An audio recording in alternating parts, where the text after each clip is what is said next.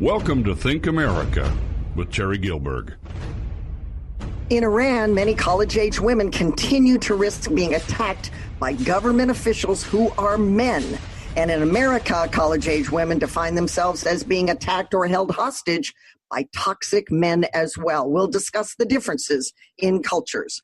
Plus, my interview with an experienced political pundit and commentator on abolish ICE, protests, resists, impeach, indict. The left seems to be shouting negativity every day. And millennials, they're getting older. Who will the boomers pick on next? Megan, the millennial, will be with us to comment on that segment. Welcome to Think America, where we reason first and then converse. I'm Terry Gilberg. I'm your host. This is America's Town Hall. I invite two everyday Americans, non-broadcasters, from two different walks of life to join us on thought-provoking conversation starters on issues pertaining to our everyday lives. There isn't an area we don't cover. I get their opinions, I get their attitudes on a whole host of subjects. I want to say welcome to John. John is with us. He's married with children. He's a historian and an attorney specializing in insurance. Hi, John. Hi, thank you for asking me on. You bet. Welcome to the program. And Valliere is with us. She is a single mom, small business owner, and a PR specialist. Valliere, hello. Hi, Terry. Plus, Megan the Millennial will join us later on. A big shout out, by the way, to our most recent affiliate, KTAR in Metro Phoenix, and our radio partner, our national syndicator, Radio America out of D.C. Let's get started. Congratulations. I want to open the show on the huge story this particular week, this past week. Congratulations to Brett Kavanaugh, legal intellectual professor, I would say. He teaches at the top flight American law schools. He's an experienced jurist on appellate court, D.C. circuit, the originalist style interpreter of the Constitution, and he's a texturist on statutes. I say he's perfect for the highest court. He is known to be one that interprets the law, not makes the law. He believes that the Constitution is as it is written, meaning formed by history, tradition, and precedent. There's that word precedent. And he believes more than anything that an independent judiciary is the crown jewel of the republic. I say congratulations. I believe he will be confirmed. John, you're the attorney on the program. What do you say? I'll start with you. Well, his confirmation is going to be close. The Republicans are not entirely unified. There are two or three that are waffling. There's some Democrats that might vote for him. So it's going to be right down to the wire before we know if he really gets confirmed. He's actually a really excellent choice. He's a good judge. He does understand the role of the judiciary, which has been unique. The judges of the Supreme Court in the last 70 or 80 years really have expanded their role beyond anything that was ever intended. And it's appropriate that people are being nominated that are bringing that scope of the judicial branch back into its original constraints. I think he's a good choice. Valliere, is he going to be confirmed, in your opinion? Yeah, I think he will be. And I'm not sure it's going to be as close as John or anyone else is predicting. I think there's not a lot, but several red state Democrats. And with midterm elections coming up, probably just a month or two after confirmation hearings, then they can't risk their tenuous hold on their seats. So I think it'll definitely happen, despite all the blustering. Right. I was noticing in the days that followed this announcement this past week that the left became most nervous about Kavanaugh's expertise, which was a little surprising, and they backed off on the fact that he's a practicing Catholic. Even Dianne Feinstein, who I think is fighting for her political life in California, I think that's pretty well known, and I think you both would agree with me, already tried to, shall I say, crucify the female semifinalist on the list, who was Amy Barrett, for being too Catholic. And in doing so, I think she overplayed and overreacted to a jurist's faith. She should have left it alone. So that's already been kind of flushed out. So with Kavanaugh, they seem to be attacking less his faith and more his thoughts regarding sitting presidents, being subjected to indictment, which is what they're going after him now, John Jennings, for, because this is more what he's known for. I don't think it's going to work. I think that this candidate has written that sitting presidents cannot be indicted as per the Constitution. But of course, they can be impeached. So if he stays along that, I think he will do very well in the confirmation hearings. And if he can stay out of the protest way, he'll be confirmed. John. Well, I think that's one of the issues that is going to be really instrumental in this. The opinions that he's written and the ideas that he's put out about whether a sitting president can be indicted or subject to subpoenas or things are actually really legitimate concerns, because his nomination and appointment to the Supreme Court puts him in a position of deciding on whether or not Trump can be subpoenaed and indicted on the Russian collusion, which is perhaps a conflict of interest. If he is appointed to the court, I suspect he will abstain from that decision because of a conflict. The left is also concerned about his position on the right to life issues, sure, and Roe versus Wade, and his where he's going to fall on that. And that's going to be really interesting to see how he comes out on that. The other issue is going to be on that healthcare and where healthcare issues are, and in particular women's reproductive rights. And there's already a swelling out there that he's ruled against reproductive rights for women in some cases, and he has in fact not done that. But that's the mantra that's being picked up by the left, part of their distortion of his record.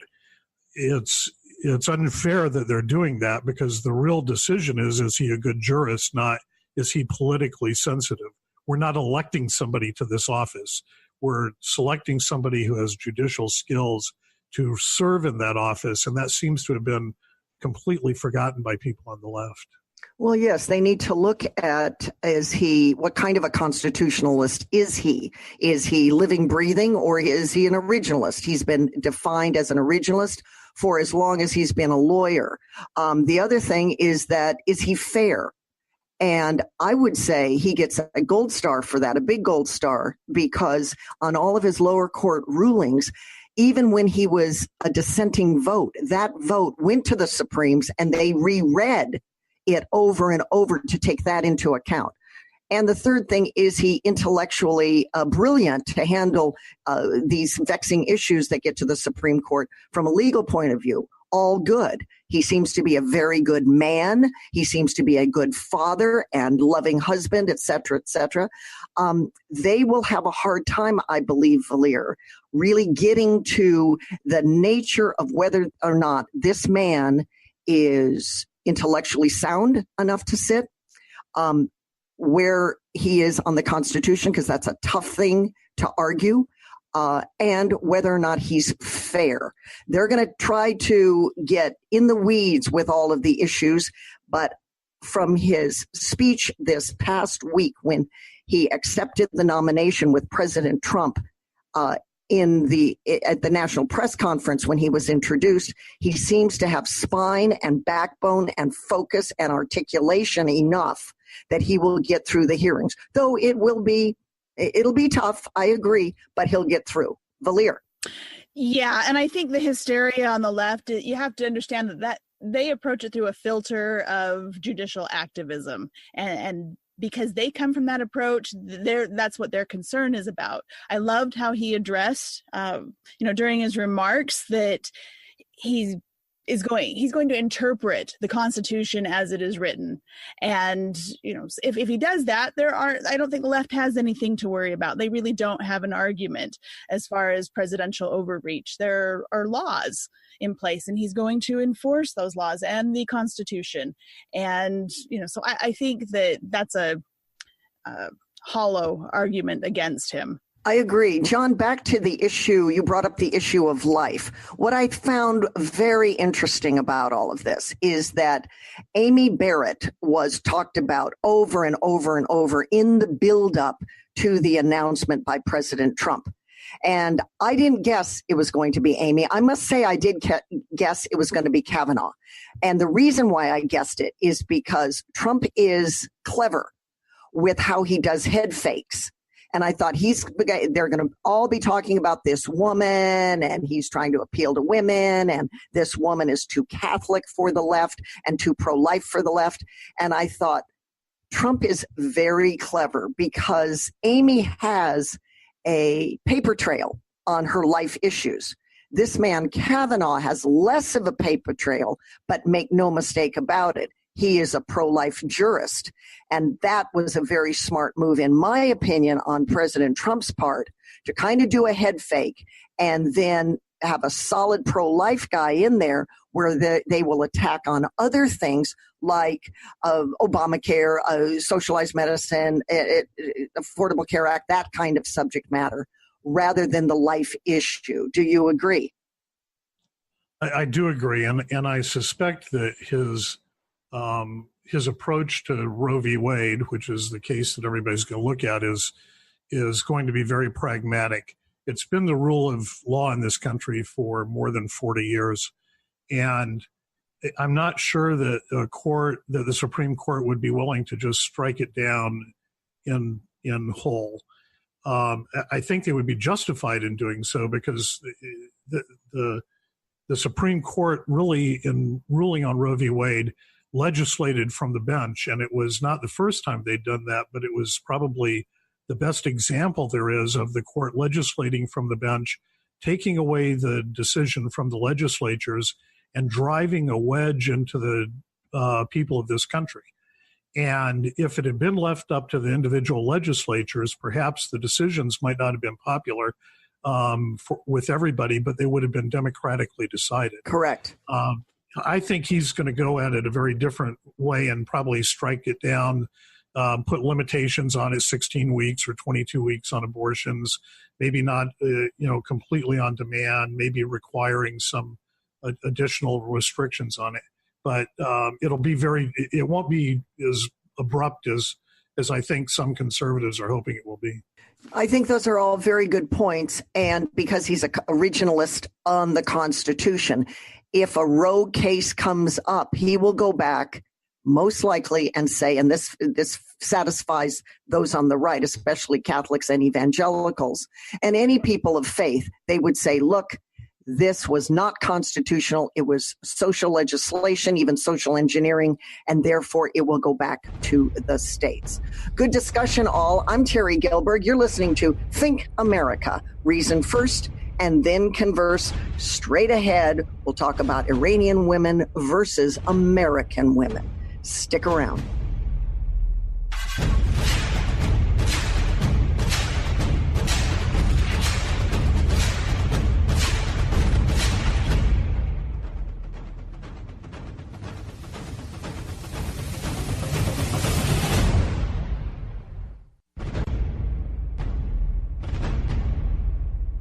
Welcome back to Think America with Terry Gilberg. This is America's Town Hall, where we reason first and then converse. Getting right into our next segment, I want to bring this thought-provoking conversation starter to my Terry's Town Hall guests, John and Valliere. Here's one for you. Think about this. In Iran, many college-age women continue to risk being attacked by government officials. They're called, in our vernacular, the morality police. And they're attacked because they've been taking off their headscarves and trying to sort of show their faces more for more freedom, clearly, bodily freedom. In America, though, many college-age women define themselves as being held hostage by male toxicity toward their female sex. I want to compare and contrast these two because we have two different cultures, but alike with women being mute, not being able to say what they want to say and express what they want to express. Now, I say that with a caveat in America because American women that are crabbing and nasty about this continue to say that about themselves, that they are being defined as being held hostage by male toxicity, they say. Now, back to Iran for a minute. In Iran, recently, a woman got sentenced to 2 years in prison for taking off her headscarf in public on a Tehran street. In America, by contrast, collegiate women, those that do speak out in this way about male toxicity, say that they're undermined, frequently undermined, even insulted by men. So both sets of women complain. The men decide their conduct. The men are the judge and jury. The men do their sentencing, etc. Valliere, given these differences, would you say this is true or totally false given the two different countries? Oh, please, Terry. This is an apples to oranges comparison. Until U.S. co-eds are subjected to female genital mutilation, nobody can equate how women are treated in America and Iran. Perhaps if some of these social justice warriors spent a few days in Tehran, they would understand what true male toxicity is. But you can't equate the two. John. Well, your oppression is always relative to your environment. And if you're in a fairly oppressive environment, then things like headscarves are just a symbol of that deep oppression. If you're in a society where people are relatively free and relatively able to do whatever they want, then you look for less severe things to complain about. And I think that's all this is just on the American side anyway, is just looking for things to excuse their own shortcomings or their own insecurities. The reason why I teed this up is because both the Wall Street Journal and The Economist ran articles on this, and I was struck by this. I agree with you, Valliere, and I agree with you, John, but I was struck with this. The radical feminist left are so wrapped up in their perceived oppression that there is this similarity between them and real oppression of women in Iran, John. And I think that's a false comparison, because there is no comparison to what goes on in this country and what goes on in Iran. Men having jobs and perhaps controlling a work environment or having influence in a work environment isn't the same as requiring women to wear headscarves and only go out in public with a male relative, and genital mutilation and those types of things. And not being able to drive. Only Saudi Arabia has released that now. Vast differences. I agree. But for those young co-eds in many of our American universities, they don't see it that way because they don't know. All they are hearing, and it's almost like it's being bred, and this is straight across the land, I would argue, is this angst. And the angst has become this almost hatred to men, that especially if you're a white man, and especially if you're part of the establishment, or even in some respects, even lean to the right, Valliere. So in their minds, because they don't know and they're young and they've been fed this, and it's something to be anxious about all of the time, and fight and protest and resist, and everything is negative, and they've got to throw off the man, however they perceive the man. They would align themselves with women in Iran. Valliere. I think this is so ridiculous, Terry. Let's circle back to the woman who was jailed for taking off her headscarf for 2 years, right? There's no threat of jail for speaking out or protesting or, wearing a hat or attending a march or, anything. They have so much more freedom to speak out against their perceived injustices without any fear of repercussion. So there is no oppression. It's just something that the left is feeding them, and they're swallowing it and regurgitating it, and it's just ridiculous. And I would say because they don't know any better, and until they grow up a little bit, maybe travel a little bit, come around a little bit, they're going to stay in that myopic point of view. And those on the right and those who are older need to be articulate and better at describing what real oppression is. But we're not there yet. It's getting, I think, worse and worse in America. Let's leave it there. Take a quick break here on Think America. When we return, We'll have a discussion on abolishing ICE and more on this theme of protest, resist, impeach, and indict. I'm Terry Gilbert.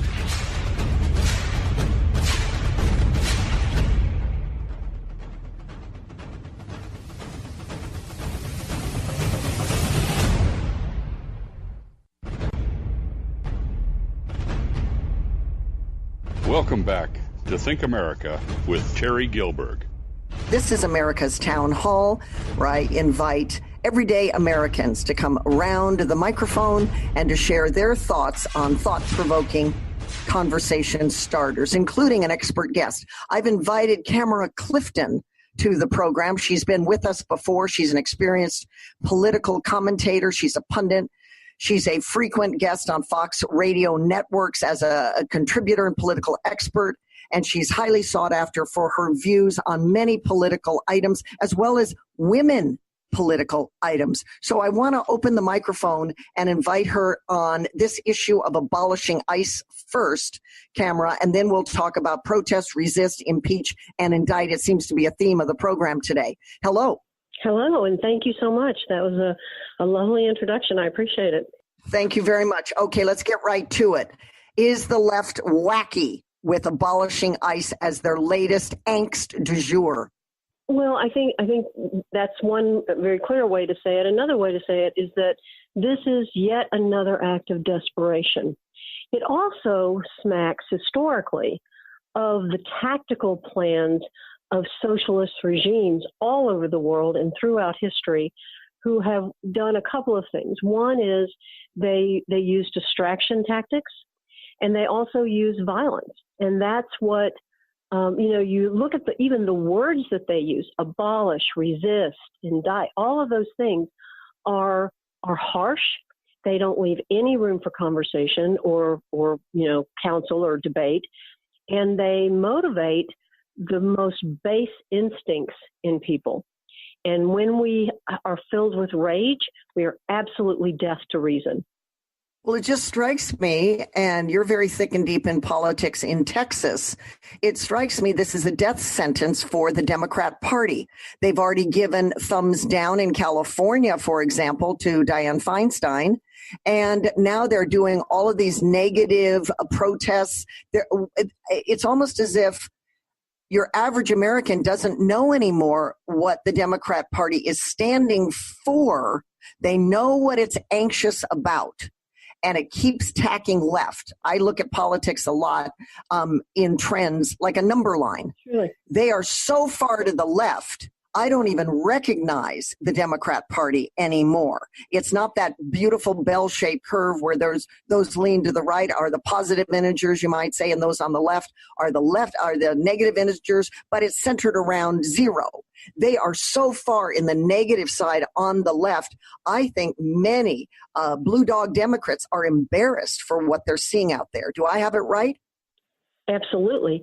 And therein lies one of the biggest problems, because when you contrast Republican political activity versus Democrat political activity, you still have multiple factions within both of those parties because, by a long shot, they're the largest.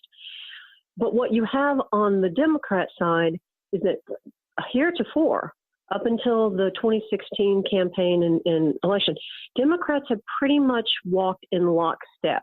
Even when they disagreed, they kept their fight in the House. They didn't take it to the public. But now you're seeing this enormous split between the factions. If we had factions there before, it was the Clintonites versus the socialists, the Bernieites, if you will. But now it's even more so. And I think that smacks a danger to them. And you said the destruction of the party. I wouldn't be surprised if they lose ground in the midterms. But I wouldn't be surprised if in the presidential election, if we are on the trajectory, we stay on that we are now, that no matter who they run, it's a total bust. And that, who knows how they'll ever be able to recover from that. Now, Terry, on the flip side of that, you have the global industrialists, the George Soroses of the world, who are funding all of these things because they don't really care whether our political system works. They want to destroy it from within.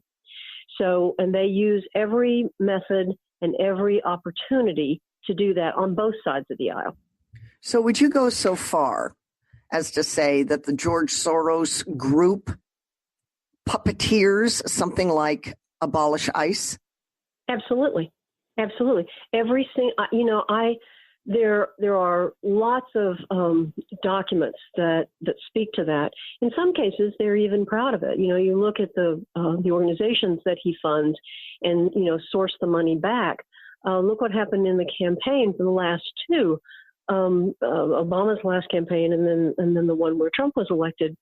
There were lots and lots and lots of stories about how that were validated, not fake news, that were validated about the funding that flows from George Soros, because his intent is one world order. He wants, like the Bilderberg Group wants, and that's not a conspiracy thing. That's a fact. Those people meet, and very important people in this country, including the Gates, are part of that.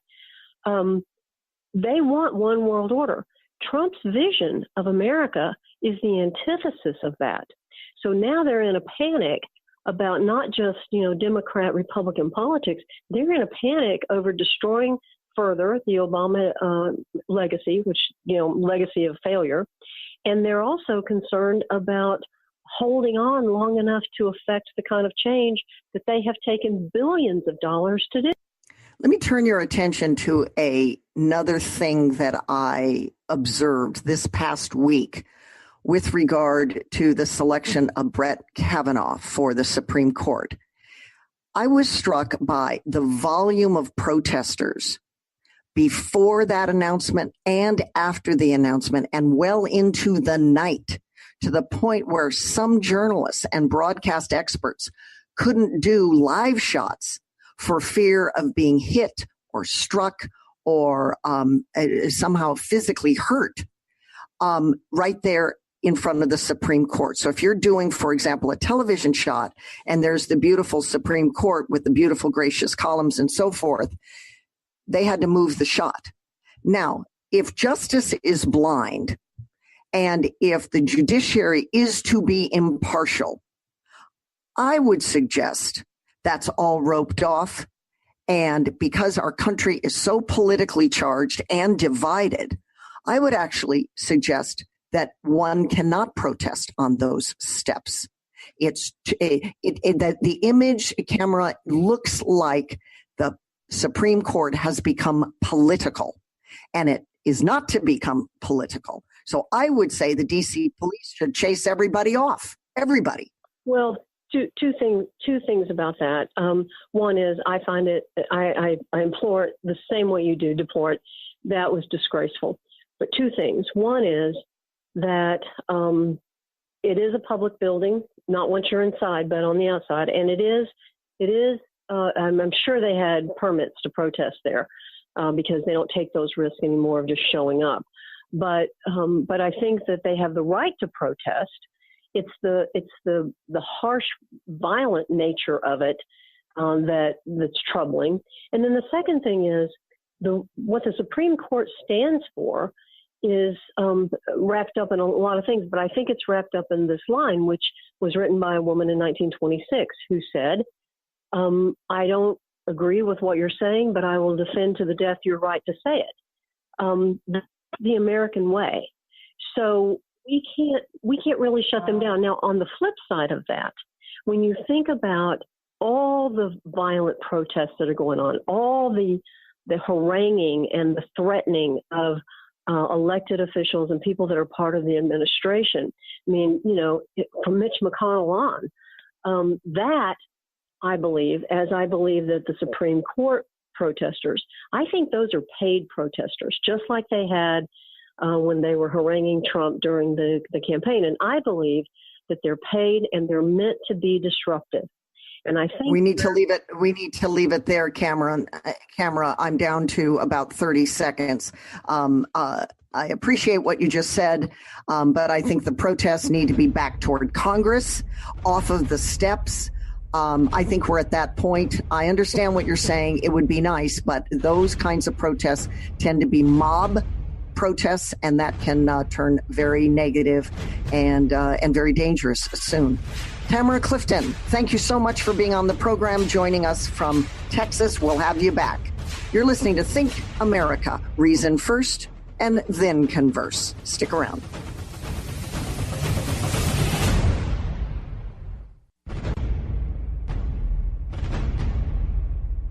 Welcome back to Think America with Terry Gilberg. Welcome back. You can find us at thinkamericaradio.com. All of our archive shows are there, and you can get in touch with us that way. Welcome back to the microphone, Megan the Millennial. Megan is with us on a very interesting topic. I am interested on this one, Megan. Boomers, who will they pick on? Because millennials are now getting older. The millennial generation has been, as you undoubtedly have heard, accused of everything like entitled, and they're lazy, and they're perpetually late, and they're addicted to social media. I love this one, impossible to launch. They're still living in their parents' basement. They don't bathe. I mean, it can go on, and it's just not true of all millennials, as we know. There's economists that have accused millennials of having homicidal intentions, of killing restaurants, I've read, having lost their taste for dining out. So you're in a batch of people that's pretty aligned here in a very negative way. Is it true? How do you continue to contrast this and speak up for the good that millennials do, the good people that many of them are? And then I'd like you to address the contrast between this description I just gave and the so-called greatest generation. Yeah, I mean, I get this a lot, right? And I'm on the later end of the millennials. So I actually have a number of people who kind of raise their eyebrows when I say I'm a millennial. They say, no way, you seem so mature. You own your own business. You have a graduate degree. But the truth is that a lot of us do. And there are actually a number of studies out there that show that, especially because millennials are growing up, right? So millennials were born basically, there are arguments, but it's basically between 1981 and 1997, give or take a couple of years on either side. When they were judging millennials, many of them were still in high school. They were saying they're lazy and entitled. And you say, well, of course they are. They're high school students. They're teenagers. But really, there have been a number of studies out there that have found that half of millennials right now are actually already in leadership positions. 41% of them have 4 or more direct reports, which is actually greater than the Gen Xers and baby boomers at their same age. So let me tell you a little bit about millennials, what is important to them. Meaning is important to them. That is what they're always looking for. So if they are unwilling to go to work just to make a paycheck, I can see why baby boomers would see that as being entitled, but they need their work to mean something to them. I'm not exactly sure why we feel this way, Terry. My guess is that we were brought up in that kind of environment where we want things to have meaning. We want them to be thoughtful. So we truly care about our work. We want employers and a company that we can believe in, that has a really strong vision that we can get behind. But also, we are really willing to work hard. So when you see millennials on social media, actually, a lot of times they are working. They are getting their brand out. They are promoting a product. They're trying to get followers. It is just another form of marketing. So that's what I would love to say to some boomers who see kids on their phone. Well, I shouldn't say kids. We're all adults now, but see millennials on their phone on the time. Many times we are actually working. I post things constantly on Snapchat and Twitter and Facebook and Instagram promoting my business. Some of it may not even appear to be promoting my business. It may be something funny about my adorable French bulldog, but I get more followers by doing that, Terry. So then later I can put some more information out that might promote my business. One thing that you mentioned, and I want to challenge you on this because I hear it from boomers. The word meaning is an interesting one that you used. Meaning can be, however, very self-serving.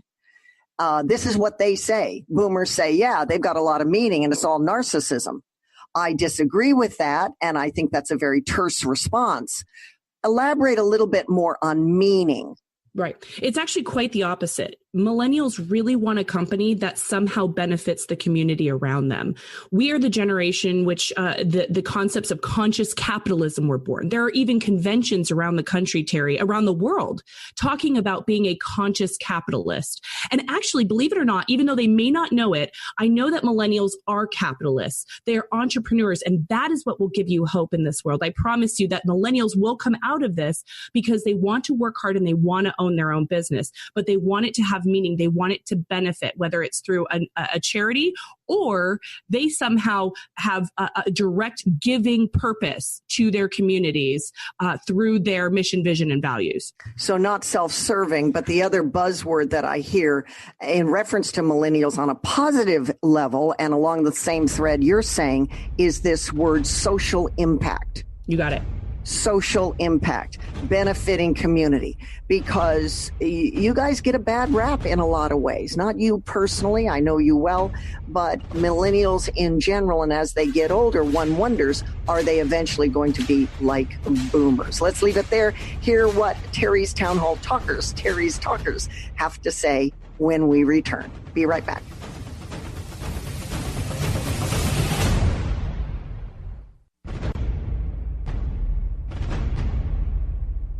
Welcome back to Think America with Terry Gilberg. Terry's Town Hall guests commenting on millennials getting older and who are the boomers going to pick on. John, let's contrast all of what Megan said in that previous segment with the so-called greatest generation. How do we determine great after all? Well, I think the greatest generation was a group of individuals that went through a very hard time in the Depression, and then having learned from that hard time the value of freedom and liberty, set themselves out to do everything they could up to giving their lives to make sure that those opportunities remained in place. The millennials, on the other hand, are more self-centered. They've lived without hardship. They have lived without any real challenges that have confronted them. They've all gotten participation trophies, and that's where they live.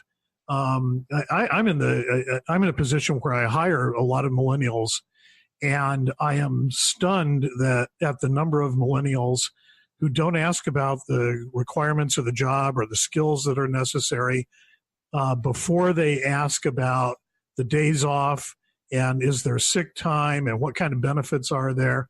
Those are the very first questions they ask. And as a typical matter, when they get those questions first, I rule them out. Regardless of what their skill sets are, because I figure they're too self-centered to be part of an effective team. Or they just don't have a work ethic. Valliere. Okay, I hate that you guys are going to make me defend millennials, but the greatest generation didn't face the intense scrutiny and bullying that's brought on by social media. I don't know anyone who would willingly trade places with a millennial. I don't think anybody in the greatest generation would. Their job and salary prospects are terrible, and only about 6% of them think that they'll ever collect any Social Security. So for all the scorn heaped on them, we need to remember that they've grown up in a time that was a lot less optimistic than we did. And I'm a Gen Xer. I remember when Gen X was maligned for being slacker mall rats. And I'm sure my boomer parents can share stories about being stereotyped by their, as hippies, by their greatest generation parents. So it's the circle of life. And millennials will probably turn around and do it to Generation Z or whatever cutesy name they give them. All right. Let's leave it there. It is what it is, isn't it? And they're getting older, and we'll have the next generation. Maybe we'll have to start at A again, A, B, and C again. Let's flip back to Megan Porth. Megan is an attorney, as you know, and she is the small business owner of yourcontractshop.com for Change Your Life Technology. Megan. Yeah, Terry, we talk about vaccines a lot on the show, and I think because there's been a lot of advancement, and in particular, we're looking at the polio vaccine today. I don't know if you knew this, but the polio vaccine, which was developed by Jonas Salk, was so potent that it actually reduced the incidences of polio by 90% in just 6 years. Obviously, the country was amazed by this. There was crying in the streets when it happened. Jonas was invited to the White House. measles. But what we have found is that many times vaccines, like the polio vaccine, are used to treat that specific illness. So basically the way a vaccine works is it is introduced into the body, a small dosage of that illness, that bacteria or that virus. The body then builds up antibodies to fight off that illness, and those antibodies stay in the body indefinitely to go ahead and fight off any other incidences. Usually the vaccines only work for that specific virus or bacteria. They've been trying for years, though, Terry, to figure out a way, okay, well, maybe the body's defense system can be triggered to fight off another disease by introducing the antigens of a different disease. And we're finding that with polio, believe it or not. So the doctors out of Biniers College, Dr. Matthias Gromier, actually is a professor of neurosurgery at Duke, and he has successfully activated the immune system to fight off brain tumors using the polio vaccine. This is the first time they've been able to do this. It took them 20 years of work to actually figure this out. And somehow, and again, this is way above my pay grade, they have figured out a way to activate the body, fight off those brain tumors, but these people are not getting polio, which is quite an engineering feat and biological feat for them to be able to figure this out. It extends the lives of those with brain tumors and actually leads to more treatment options, which of course, by extending their lives, it gives them more time. That's exactly what they need, more time on this one. Terrific. Fascinating stuff. Thanks for bringing that to our national audience. I appreciate it. I'm sure there's many ears that just leaned in. Thank you, Megan. You can find her at yourcontractshop.com. She's Megan Porth, sponsor of this segment. I want to say thank you to Valliere, thank you to John, and thank you to our radio partner, our national syndicator, Radio America out of Washington, D.C. We again want to shout out to our latest affiliate, KTAR in Phoenix. I'm Terry Gilberg. See you next time.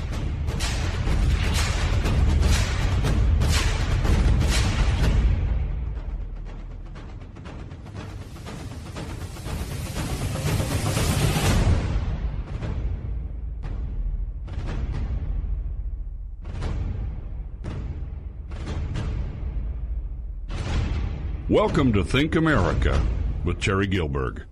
So sex is natural, right?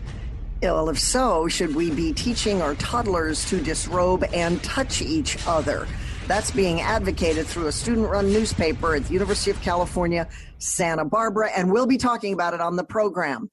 Think America, plus that Thai cave rescue. There's a lot of blame to go around. I'm hearing a lot of blame, but is it just a question of boys will be boys? And they will explore. And isn't that what many people want them to do? Get out there, experience nature, skin their knees, etc. Think of the cost, though, on that rescue as well. And we'll talk about that as well. Plus, a terrific interview straight ahead with a woman who coaches folks not to have the traditional regrets in life, to get ahead of that when you're young. She's the founder of Soul Journeys. She's a coaching company that helps people discover their true life purpose. All of that straight ahead on Think America, where we reason first and then converse. I'm Terry Gilberg. I'm your host, and this is America's Town Hall. I invite two everyday Americans, non-broadcasters, to come round the microphone. They're from two different walks of life. They join us on thought-provoking conversation starters on issues pertaining to our everyday lives. And I get their passion, their opinions, their attitudes on a whole host of subjects. I want to say hello to Valliere. Valliere drew a long straw to get on the program today. She's a single mom. She is a PR specialist in her own small business. Hello, Valliere. Hello. Hi, Terry. It's great to be here. Nice to have you on the program. And then there's John. He is married with children. He is a historian and an attorney who specializes in insurance. Hello, John. Hello. Thanks for asking me on the show. You're welcome. And Megan the Millennial will be with us down the road. A big shout out to our most recent affiliate, KTAR, in Phoenix. We're happy to be broadcasting in Phoenix. And of course, a big thanks to our radio partner, our national syndicator, Radio America out of DC. I'm Terry Gilbert. Let's get right to it. I have created this topic for you. There is a new movement afoot, and it is gaining traction, and it's called Walk Away, #WalkAway. This is a movement to walk away from the Democrat Party. And the hashtag is championed by a man who was in the Democrat Party for a long time. He is a stylist, an aspiring actor. His name is Brandon Straka, Straka. He says he has come to his senses about the left and can't stand it anymore. When this was heard by actor James Woods, James was very taken with this new movement. He, of course, is on the right and got panned by his agent this past week in Hollywood. In fact, not just panned, but completely dropped. So James Woods is without an agent. He'll get another agent, but his agent dropped him in an email or a text. In any event, the political fever is out there. And James Woods connected with Straka and has encouraged Brandon Straka to keep doing what he's doing media engagements, encouraging other people on the left to walk away from the Democrat Party because it's too leftist. Straka, I will tell you, I've heard him a number of times. He's articulate. He's very handsome. He's young. He's gaining a following. And I'll start with you, John. We have come to a time in America where the left, it seems, is so leftist. Are they a turnoff to the majority? I think they are becoming that. And they've moved so far to the left and they've become so radical in their positions that it's hard for people that have principles to stay with them.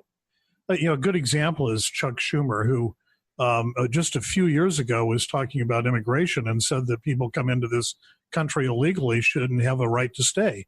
And now he thinks because the party has moved to the left, he's an advocate for open borders and destruction of ICE and all of the things that are attendant to that. And I think what's happening here in this walk-away movement is just a backlash to that. It's actually not that uncommon with a lot of political parties throughout American history because the parties become radicalized in some fashion or another. And it's not till there's been a big disruption of their thought that they move back into the center. You can find lots of examples where that's happened in American history, probably 5 or 6 really good examples in the last century. Valliere, what are your thoughts? Terry, I saw Brandon Straka's video online, and I think it's great.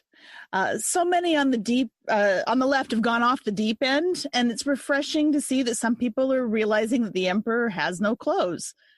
I think Democratic Party leadership is completely tone deaf and seems to be ratcheting up the crazy.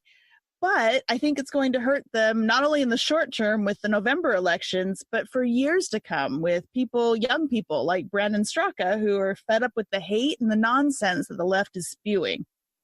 It seems to me that it doesn't have a platform. It's all negative. We talked on a previous show with a political pundit that it's negative, it's resist, they articulate hate. It's so far out there. Even people like Dianne Feinstein in California are shunned. Schumer, it seems to, because you referenced Schumer, John, it seems to put his finger in the air, and no matter where the majority of the party might be, he's going to advocate for that. So that's without a rudder. They're searching, they're trying to find what they're for, and in that evolution about what they're for, it's that they're not for anything. It's resist at all costs, a challenge at all costs, say negative things about the current administration at all costs. I would think if I am a Democrat and I want to garner the party around me, I would start advocating for the things Barack Obama advocated for.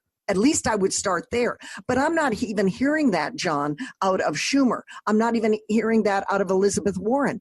I'm not hearing that out of Kamala Harris and others.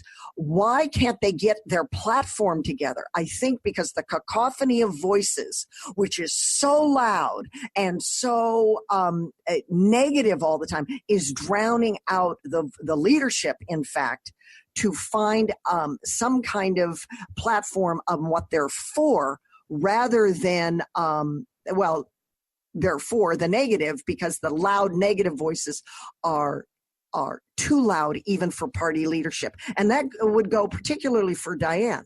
She is tacked to the left, and she still gets thumbs down in California. John. Well, the one thing that does unite them all, and I think has been the catalyst in all of this, is hate Trump. And if there had been a different person in the White House, any different Republican in the White House, I don't think that the negativity coming out of the Democrats would be as strong as it is today. And it's that hate Trump approach that they're all united in that pushes them farther and farther to the left, and opposed to everything that anybody on the Republican side might want to do. And so the walk away movement is a reaction to that, saying, we're not opposed to all of these things. What are you talking about? We think some of these things should at least be discussed, and maybe there's middle ground to find agreement on. But the approach that the Democrats have taken right now is just not letting that happen. And I can fully appreciate that walkaway movement. It's actually a healthy reaction to the hatred that's coming out of the Democratic Party at this point in time. It is a healthy reaction. He's even now been pummeled, and he's trying to be very strong online because, of course, they're going to attack him. He is quite handsome. He's very articulate. He's an aspiring actor. He right now is a hairstylist, and he's gay and openly gay. He says back to that, I am not trying to socially climb the ladder in Hollywood. I am trying to be a sound person who has come to my senses about the left. Of course, the left then says you're just trying to make a name for yourself, and therefore you're tacking to the right. So the bickering goes back and forth. What's interesting about what he's doing is he's using the same kind of playbook. It seems, grab a hashtag, just like the Me Too movement, get out in front, test the political winds, be different, and try to create a sea change. And in the meantime, I believe, if I've got my facts right, I believe he's now a registered Republican. Valliere. You guys touched on something a minute ago that I want to come back to, and that's this hate from the left, but it's not just hate, it's hysteria. And they're throwing everything at the wall to see what sticks, and just very unfocused, I think, on their messages. But with walkaway movement in particular, you've seen the left is already trying to downplay it by blaming it on Russian bots, and which is just ridiculous. Everything is the Russians' fault now, and it's loony. It's loony again, which is exactly what this young man is talking about. Right, but I think that in doing that, their tactics, they are driving people away, and it's going to be very interesting to see how this plays out in November, and then looking ahead to 2020, because if they don't change, they're going to lose a lot of people, probably, possibly forever. Let's talk about the midterms, John. With this nomination of Brett Kavanaugh and the left pouncing even before he was named, it was just person XX, first name and surname. That was very obvious. So they were just going to resist at any cost.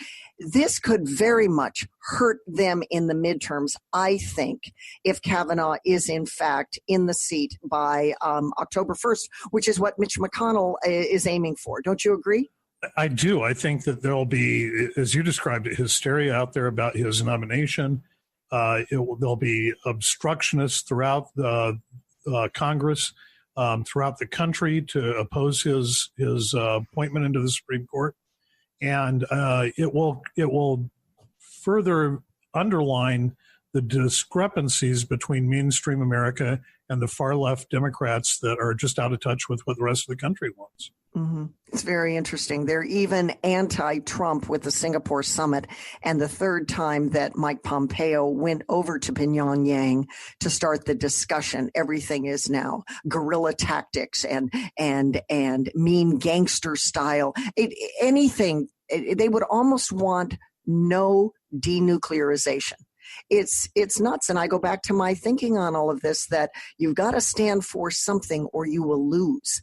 And I'm not sure what they stand for other than, I agree with you, hate Trump. That is the glue that is the hysterical left keeping them together. Just hate Trump. All right. Well, good discussion. I find it really interesting to watch the Democrat Party try to survive this summer with all the extreme leftist tactics.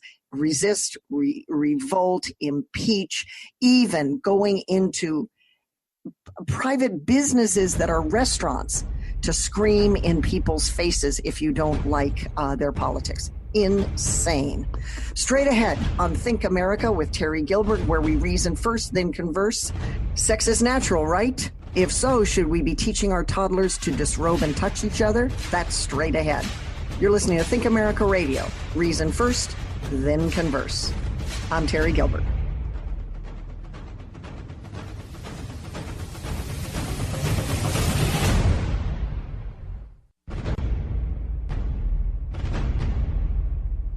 Welcome back to Think America with Terry Gilbert.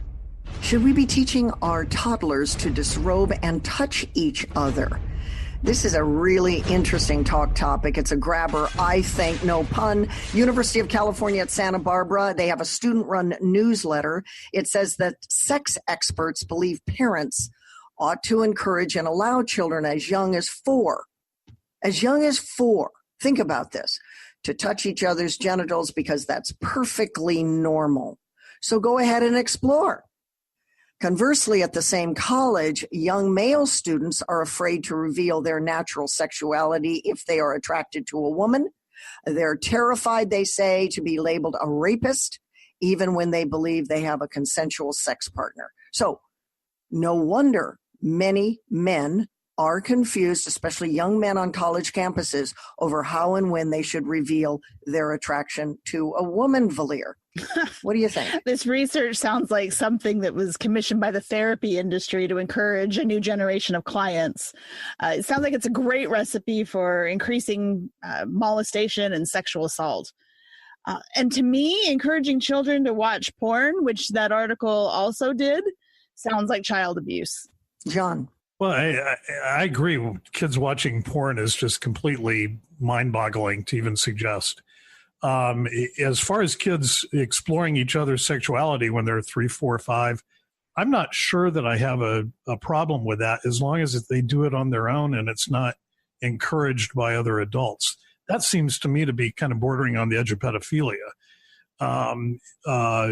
But, you know, if you look at other cultures, particularly those that are in temperate climates, it was not unusual for kids to run around naked all the time.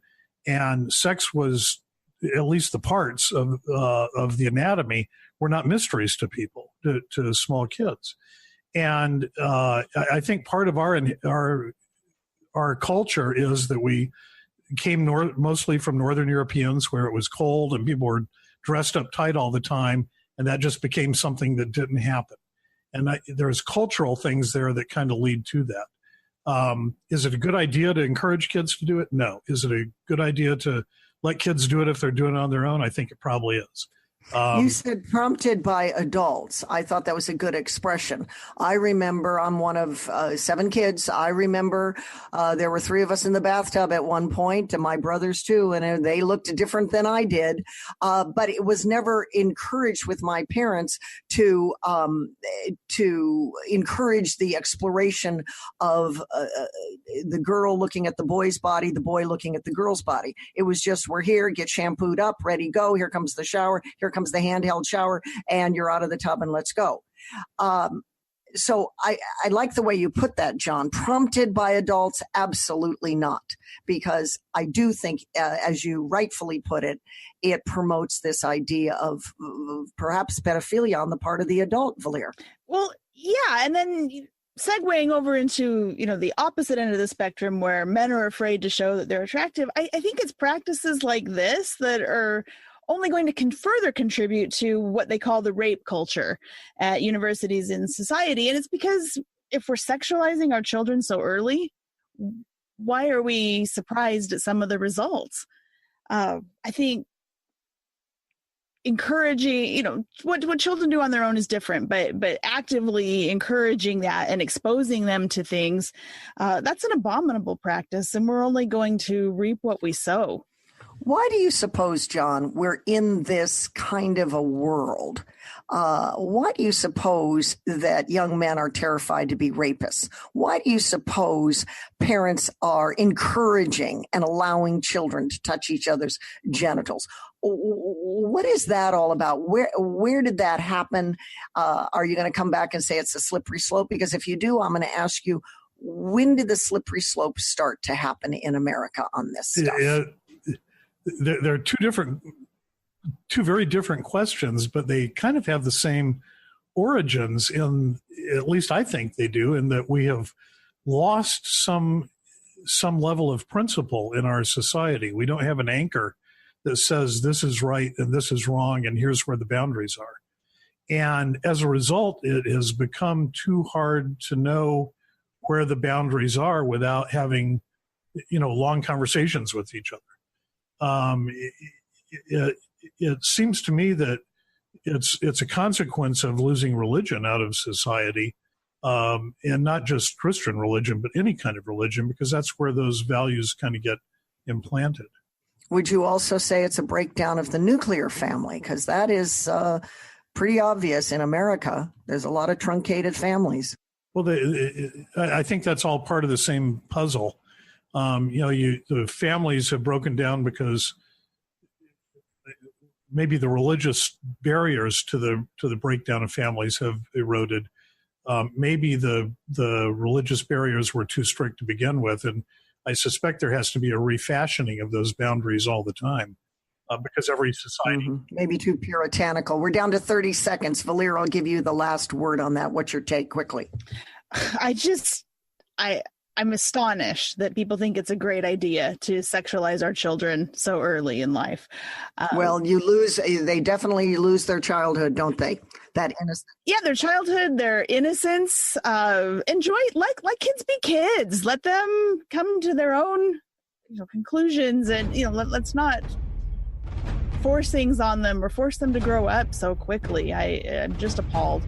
Very good. Let's leave it there as we segue after this quick short break into people discovering their true life's purpose. I'm Terry Gilberg. Think America, reason first, and then converse. Back in a sec.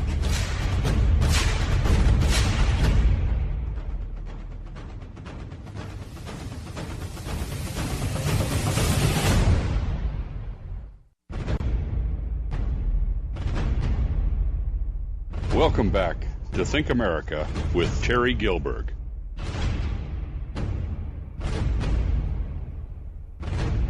Welcome back to Think America with Terry Gilberg. Reason first, and then converse. Switching topics now.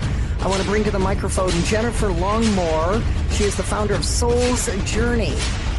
It's a coaching company that helps people rediscover their life's purpose. I'm very interested in this topic.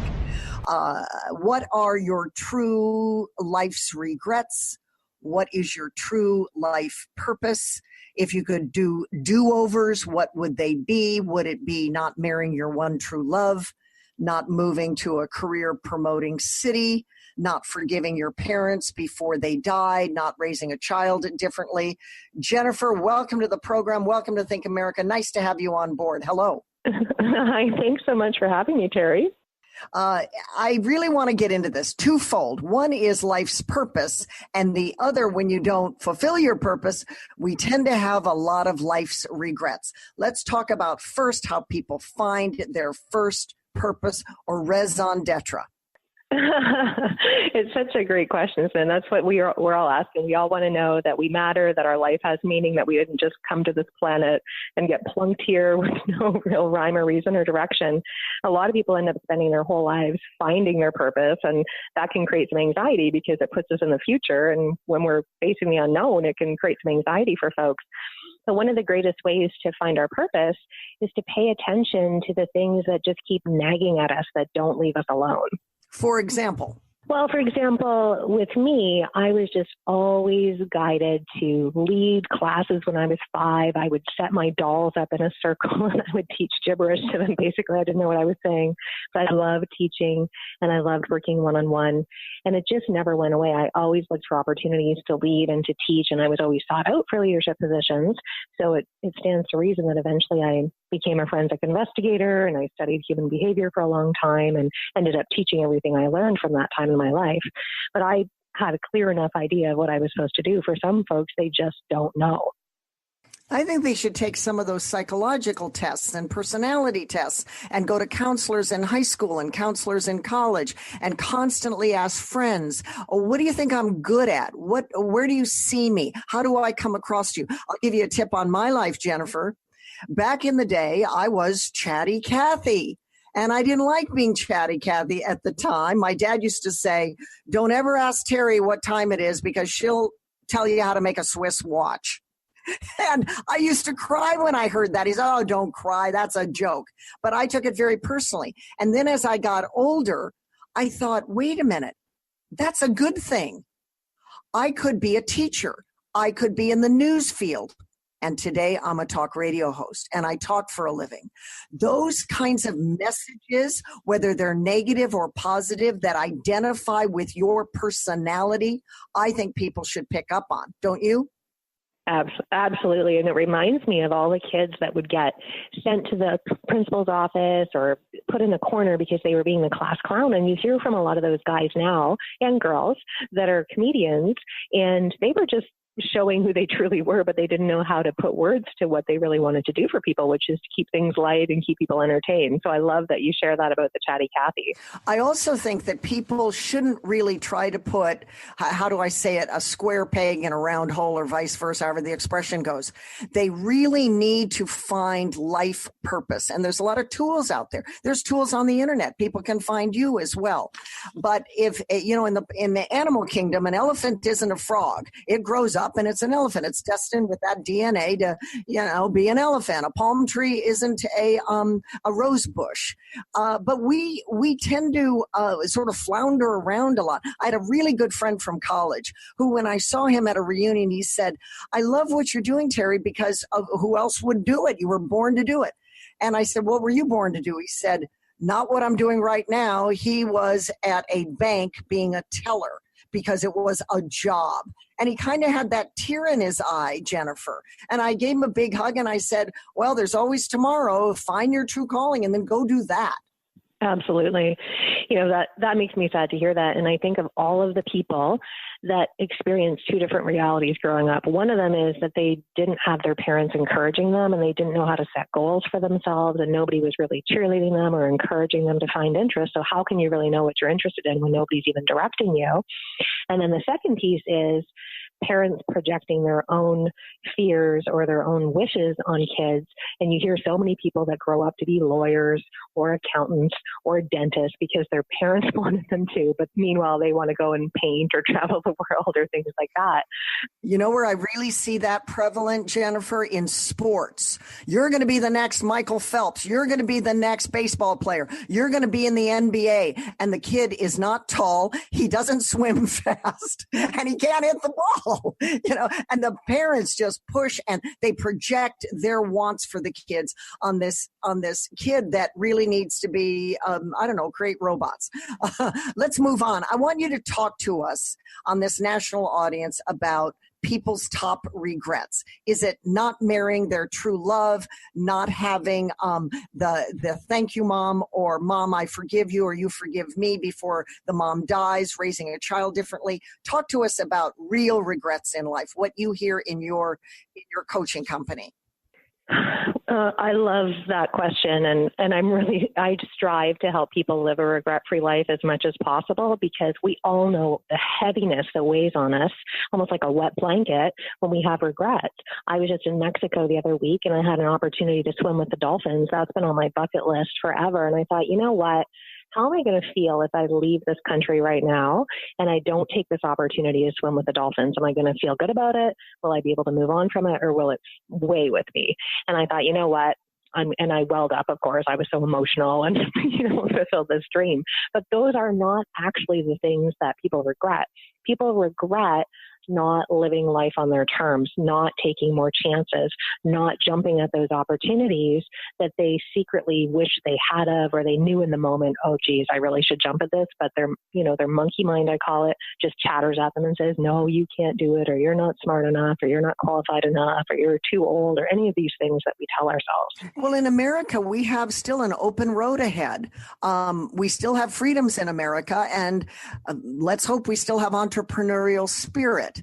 There was in the 80s, I used to buy a lot of self-help books because when you're a performer like I am, the road can be pretty rocky. But I would have self-help books that would kind of encourage me when I did my reading at night, spiritual books as well. And one of the books, I think, was titled, if I remember right, Do What You Love, The Money Will Follow. And that followed with me over the years. I might not be super rich. I might not be an investment banker. I might not be with private equity, but dang it, I'm doing what I'm meant to do and finding that purpose. And at least this I don't have a regret with. Agree? Absolutely. Oh, absolutely. I love those books that are game changers that we hang on to for life because we take so many ahas from them. Do you think, because we're down to about 2 minutes, do you think that people have their deepest regrets when they don't forgive, when they don't love, and when they don't really look at their true calling? Because as they age, they'll look back and say, I coulda, woulda, shoulda, especially with mom and dad, especially with my kid that, I don't know, maybe became rebellious and I should have been with him or her more often. I think it's those personal interreactive exchanges that people regret the most. Yeah, absolutely. It's not living your purpose is right up there. And then the second piece, and you can ask anyone, there's tons of research to say when people are on their deathbed, the things that matter the most and the things they want to leave behind as a message for those that are still alive is that, the ultimate thing that matters is family and your loved ones. And so take care of them and let things go and don't be a doormat for sure, but understand that everyone's doing their best. And how can you find a way to be in relationship with those people and still love them, even though they have their little quirks and, behaviors that maybe aren't always appealing. Mm-hmm. It's trying to love again and forgive again and go on.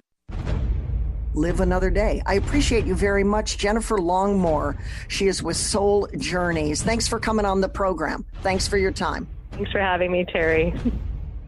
You're listening to Think America, reason first and then converse. ThinkAmericaRadio.com. I'm Terry Gilbert.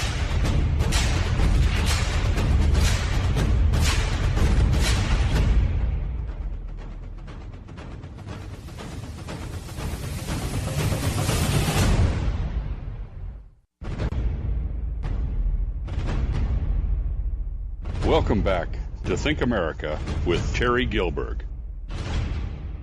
A dozen Thai boys were trapped for days in a cave in Thailand. It was major international news. This past week, rescuers got them all out. It seems that their coach decided to go with them exploring the cavern to carve their names on the cave's wall and to have what I call boys will be boys, fun experiences in dark tunnels. And then, of course, when Murphy's Law happens, it happens. The rains came and they were trapped. And then rescuers had to come from many, many countries. There was a total of 90 professional divers from the private sector, the military. This was an amazing 2 weeks of drama. Now that they're all rescued and so forth, there's a lot of armchair quarterbacks all talking now, Megan, that the boys were dumb. They should have never gone in there. The coach, I heard one person say the coach should be horsewhipped. Wow. Let me start with this question with you, Megan. Psychologists say that kids just simply don't do enough outdoor activities. And this is true straight across the world, not just in America.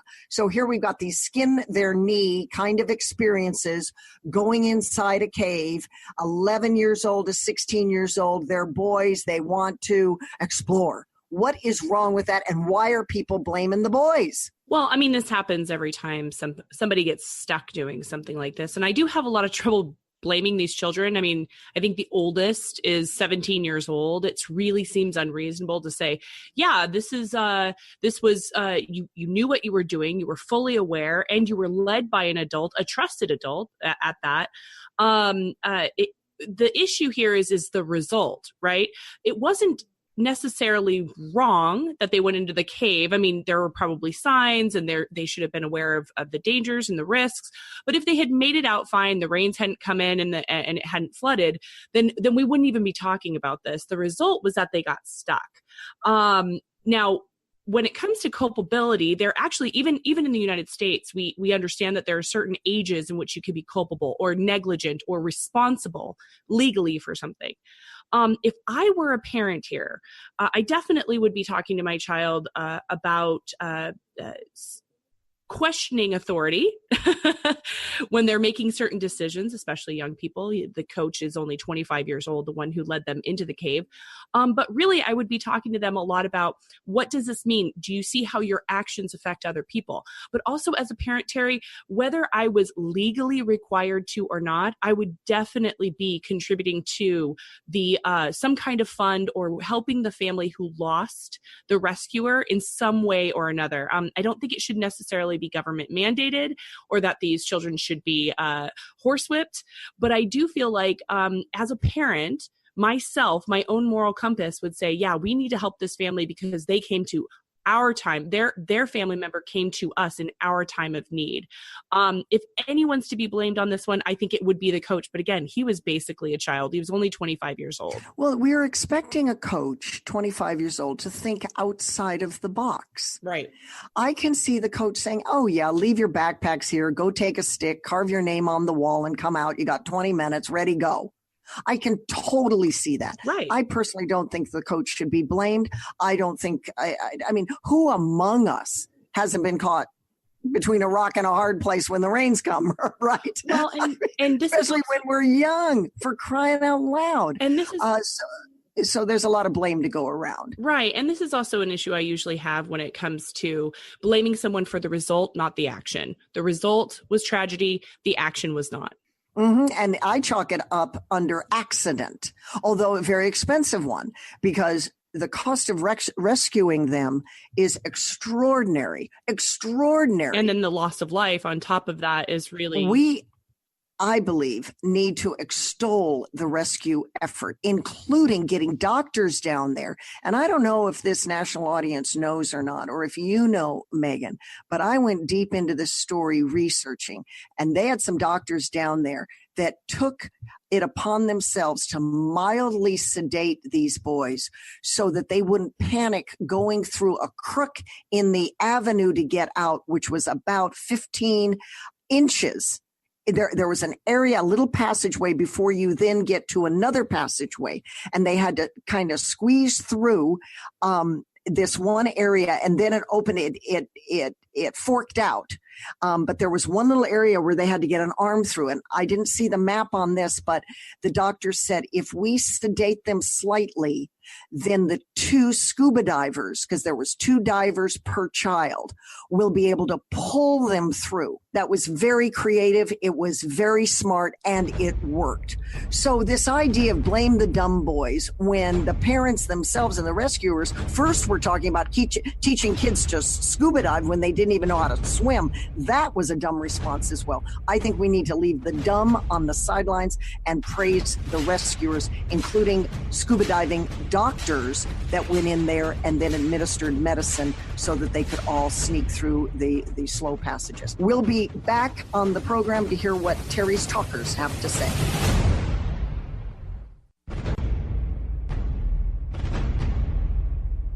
Welcome back to Think America with Terry Gilberg.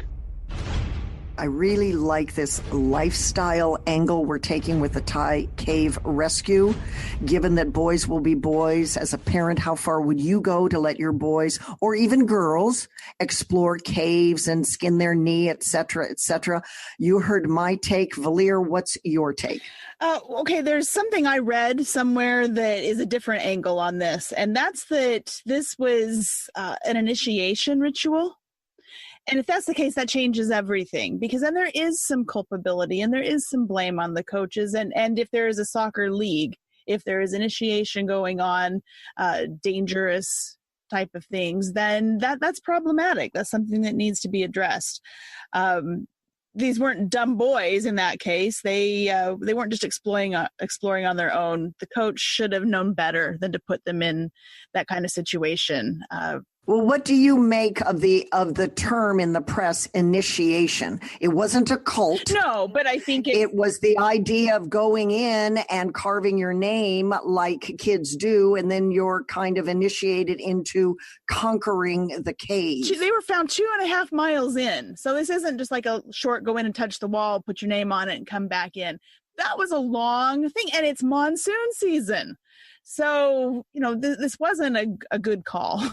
Not in any circumstances, the time of year, the length that they had to go. There were a lot of things and I don't know if it's an initiation ritual just for this team or if it's something that is common practice over in Thailand, but that does, if those reports are true, that does cast us in a little bit of a different light.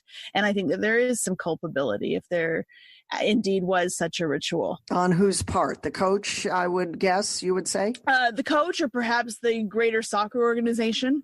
If that's something that is condoned and if it's common practice, I think that there would be some culpability there. Certainly there needs to be some reevaluation of practices and perhaps some changes made if that's the case. John, your take. To start with, I think caves are meant to be explored. So I think it's perfectly natural that if you've got a cave nearby, you're going to go into it. I've planned vacations around going cave exploring. I've been backpacking where there were caves and I've wanted to explore the caves.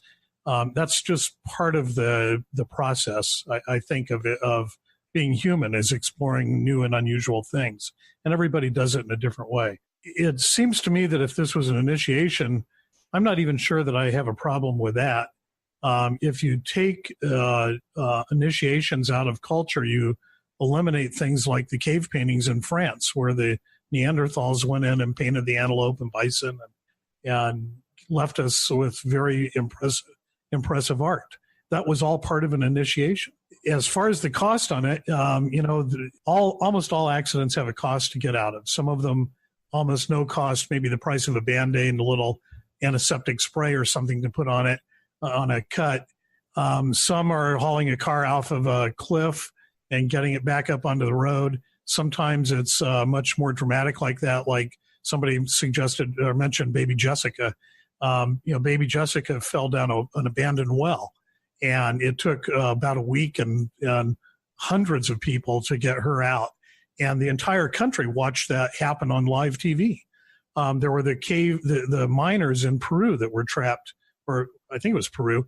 It spent 3 or 4 weeks trying to get them out at great expense, but they weren't asked to pay the expense. Now, they were doing their job. They weren't doing something frivolous. Different opinions all. Thanks for that. We'll leave it there. It is extraordinarily costly, but they are all out. And we think about the one rescuer that didn't make it. He gave his life for it. As we wrap up the show, every single show, we always turn to Megan the Millennial. Megan is Megan Porth. And this segment is sponsored by yourcontractshop.com. She gives us life-changing technology for the better. Go. Well, we're always looking to nature to inspire us, Terry. And right now we're looking to the body. The body can heal itself. It uses nutrients to heal cuts and bruises and so on. Well, professors out of the New York's Binghamton University and Rutgers University have found a way to use mushroom spores to heal concrete the same way that your body does. They insert the trichoderma raceae into the concrete mixture. When a crack emerges, oxygen and water get in there. It reinvigorates, or it awakens the spores. The spores heal up the crack, and it does it automatically. What a great invention, especially in very, very crucial situations like in a nuclear power plant, for the concrete to be able to heal itself. You can find all our Change Your Life Technology segments on our website, all of our archive shows as well. Thank you, Megan. Thank you, Valliere. Thank you, John. And thank you, Radio America, our national syndicator. I'm Terry Gilbert. Remember, reason first and then converse. See you next time.